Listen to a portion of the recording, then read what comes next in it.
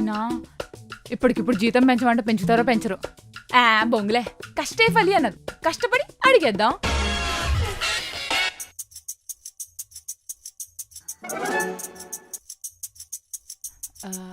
అమ్మగారు, ఏంది?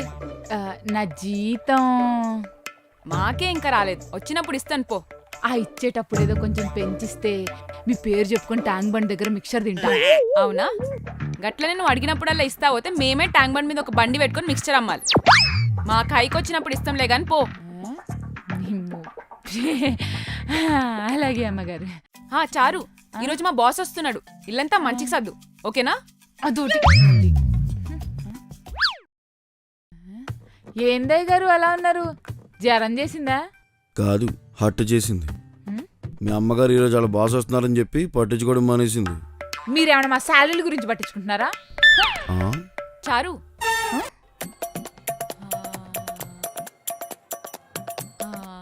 ఈరోజు మేక్ ఓవర్ ఇంటికే కాదు నీకు కూడా. అసలుకే మా బాస్ తెలుసా, మస్తు స్మార్ట్గా ఉంటాడు. ఆయనకు అన్ని స్మార్ట్గా ఉంటేనే నచ్చుతాయి. అయితే నేను మస్తు డెకరేట్ చేయాలి ఈరోజు.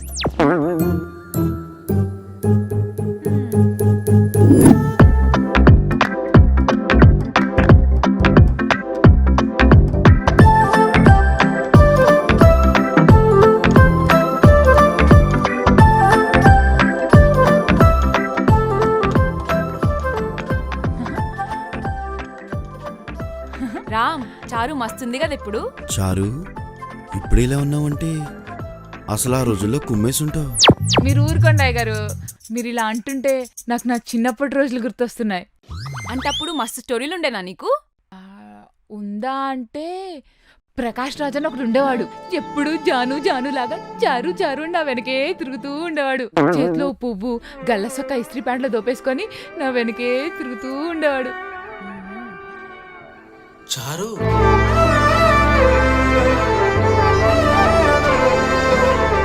మా బాస్.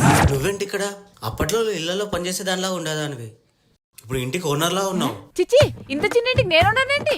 ఈ ఇంట్లో కూడా పనే చేస్తున్నా, ఏదో కొత్తగా ఉంటదని ఇలా వేసుకున్నా. Sir, lunch ready.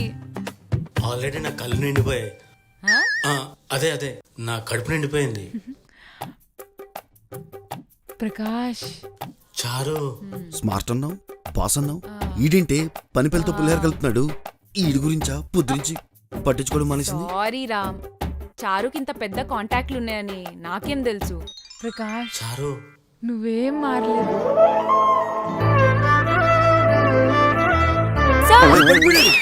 A few moments later. Prakash,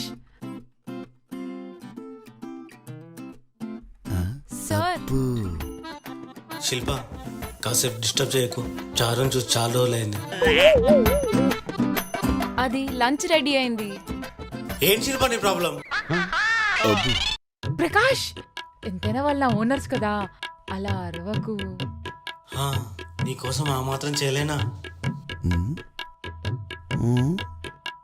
అలాగే మా అమ్మగారికి కొంచెం హైక్ ఇస్తే నాకు జీతం పెంచుతా అన్నారు. ఏంటి, నీకు జీతం పెంచలేదా? శిల్ప, నువ్వు ఎప్పటి నుంచి అడుగుతున్నావు కదా, నువ్వు అడిగిన హైక్ అంటే డబ్బులు ఇస్తాను.